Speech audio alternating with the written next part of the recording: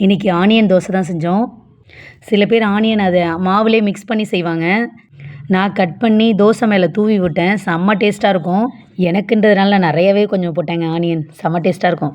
எண்ணெயை மேலாப்பில் ஸ்ப்ரே பண்ணிவிட்டு தோசை வேகிற நேரத்தில் அடுத்த வேலையை பார்ப்போன்னு மளிகை பொருள்லாம் வாங்கிட்டு வந்தாங்க.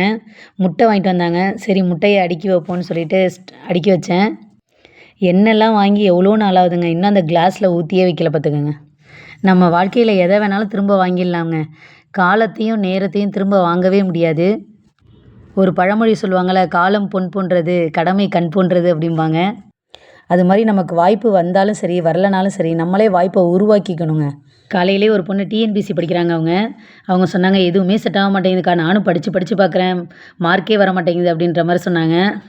அதுக்கு நான் சொன்னேன், ஒரே தடவையிலே பாஸ் ஆகிடும்னு நினைக்கக்கூடாதுமா, தொடர்ந்து படிச்சுக்கிட்டே இருங்க, விடாமல் படிங்க, நான் இந்த வேலைக்கு தான் போவேன் அப்படின்னு மைண்டில் ஃபிக்ஸ் பண்ணிவிட்டு போங்க, கண்டிப்பாக அந்த வெற்றி உங்களை தேடி வரும் அப்படின்னு நான் சொன்னேன். அந்த பொண்ணு படித்து கண்டிப்பாக பெரிய ஆள் ஆவாங்க.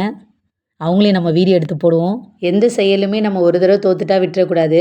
முயற்சி பண்ணிக்கிட்டே இருக்கணும். அந்த முயற்சியே நமக்கு வெற்றியாக அமையும். அதிர்ஷ்டமே முயற்சி தாங்க. ஃபைனலாக நம்ம ஆனியன் தோசை ரெடி பண்ணிட்டோம். இதுக்கு 2 சட்னி அரைச்சிருந்தேன். தேங்காய் சட்னி, கார சட்னி, ரெண்டும் வச்சு சாப்பிட்டு பார்த்தேன் பாருங்கள். டேஸ்ட்டு வேறு லெவலில் இருந்துச்சுங்க. ட்ரை பண்ணி பாருங்கள்.